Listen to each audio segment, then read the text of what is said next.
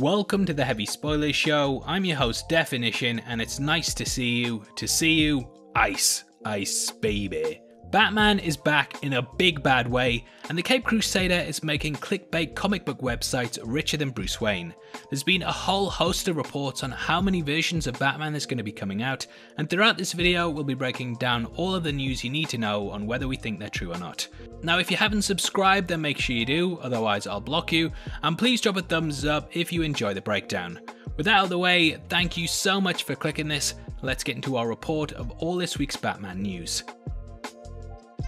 Okay, so since Michael Keaton was reported as being in talks with Warner Brothers to take over the role of Ben Affleck, inevitably, other things have started to surface in regards to what his version of the character will be up to. It was said that Keaton's Batman was going to be a Nick Fury-like mentor figure that popped in and out of projects across the DCEU, giving guidance, gadgets, and also punching people in the face. With Keaton being an older actor, many started to theorise that he would become a Bruce Wayne and Batman Beyond type figure, and this quickly got a lot of fans excited over the possibility of Terry McGinnis appearing in the DCEU too. Well, it looks like things are actually in the works, with a lot of comic book websites dropping reports on there being a movie in development featuring Batman Beyond at Warner Brothers. Super duper pooper scooper Daniel RPK put out a post last week that said Batman Beyond is currently being worked on, and then comicbook.com just put out a huge article discussing it. Now as always, take this with a pinch of salt, as it doesn't come from trades and is instead from a scooper with inside sources that can't be named. But saying that, I actually do think that this rumour makes a lot of sense, and that's why there's a ton of weight that comes with it. Now to me, this kind of thing rests on the caveat that the Keaton talks are true, as I think that if you don't have him, then you can't really make an older Bruce Wayne, which means you then can't have Batman Beyond, and so on and so forth. However, if they are true, then it definitely fits in with the overall WB vision at the moment, and I think it makes a lot of sense.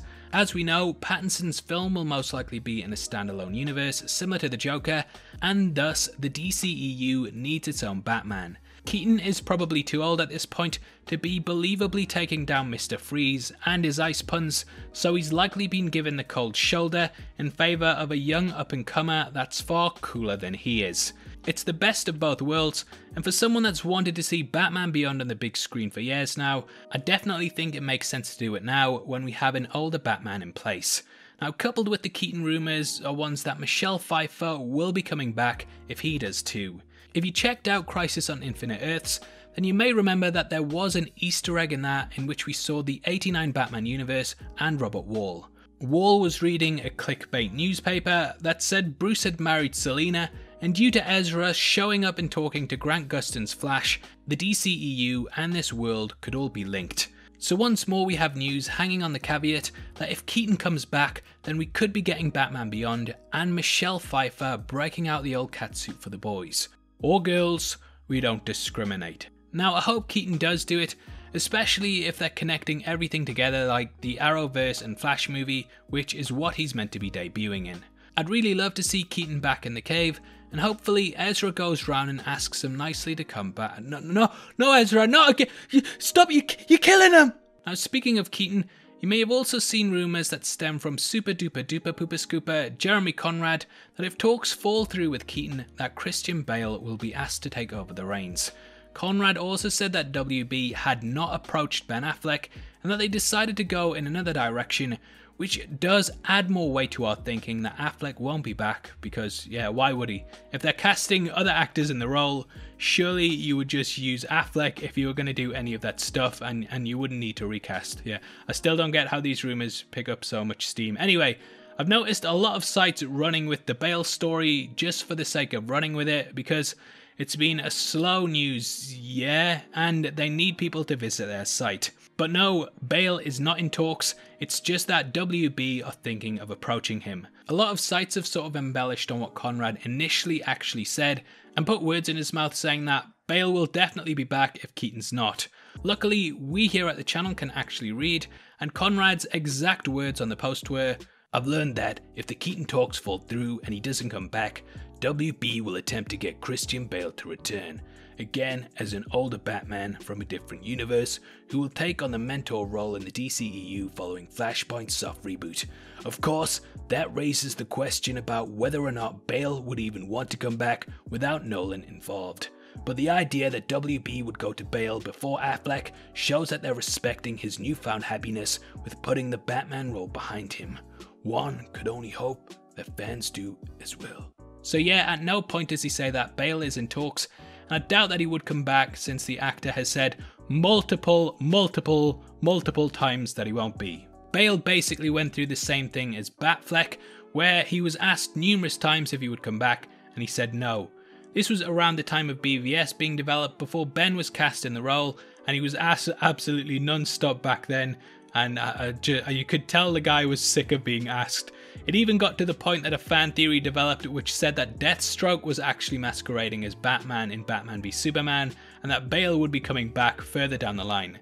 If you're old enough to remember that, then this is probably why you've seen the same thing happening with Batfleck, and know that this sort of thing always happens around the time of a recast. The Bale thing is so bad that even the sites running the story are pretty much telling you that this isn't happening and is a load of crap.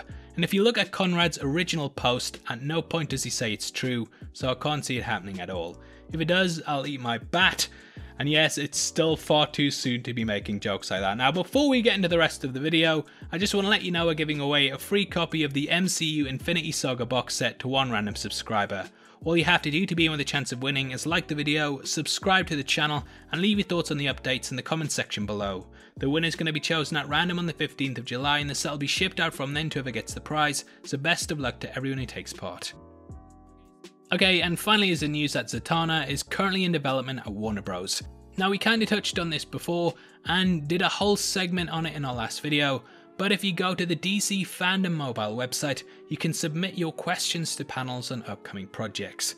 Amongst the likes of Aquaman, Shazam, the Snyder Cut and more were 2 secret movies, and it looks like we might know at least one of them will be Zatanna. Again, this comes from Super Duper Trooper Bloody Pooper Scooper Jeremy Conrad, who says that WB has finally begun development on a movie featuring Zatanna, and I'm told this will be separate from the Justice League project Bad Robot is working on. It also sounds like other characters who have been members of Justice League Dark might also head to the big screen, but that's much further out. I know Jeremy Conrad doesn't sound that cool in real life yet, but I'm doing you a favour there, mate, yeah? So make sure you thumbs it up. Now, this has a lot of contention to it, with Grace Randolph stating that the film project was 2 years ago and that Zatanna will actually just be appearing in the HBO Max show.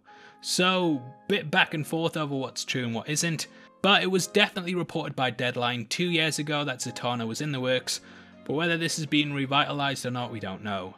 So either Jeremy is the one telling the truth, or Grace is a bloody disgrace.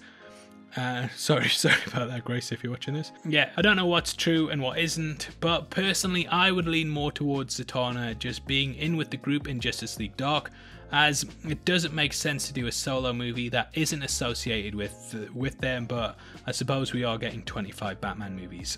So if it is true, then that's probably going to be the secret movie, and if it's not, then it's not going to be the secret movie. Yeah, we're working it all out here. Now, of course, with news on this, everyone has been doing their fan casting, which has ranged from Ana de Armas to Isaac Gonzalez, Tom Holland, Robert Downey Jr., and a lot more. That's a joke, by the way, because those two always get fan casted and everything, and I'm talking about the first two, obviously. Now, I actually think that Gonzalez, though a bit of a shoo-in, would be great in the role. She was brilliant in Bloodshot, and she left my eyes bloodshot from all the wondering I was doing about her being in a DC movie. She's proved she can be part of a big budget movie and fit in with the best of them, so I definitely think that out of all of the ones I've seen so far, she seems the best. She also wears a hat in a photo, so all the people that make fan art, they've had half their job done for them. I might even drop that photo in the thumbnail to trick people into watching this. And obviously it worked because you're here. Okay, so that's everything to get you up to date. I'm actually taking a week off this week, so if there's any big Batman news, probably won't be around to cover it until about the 12th of July at the earliest. I've got a couple of videos lined up to keep the channel ticking over until then, but they aren't anything breaking news wise, so if the Batmobile shows up to your house and I don't talk about it, then you know why. I know no one else watches these videos other than me and you, so we should be okay. Just make sure you don't tell anyone about the Batmobile news, otherwise I'll block you. And also hit the thumbs up button on the way out, yeah? Now, if you missed our last DC breakdown on the Ray Fisher drama, the secret DC movies and more, then make sure you check it out after this. If you want to support the channel and get to see content early, then please consider clicking the join button. You can also come chat to us on our Discord server linked below or at Heavy Spoilers on Twitter. Thanks for making it until the end of the video. You've been the best, I've been Definition, and I'll see you next time. Take care, peace, and it's ice to see you ice. Ice, baby.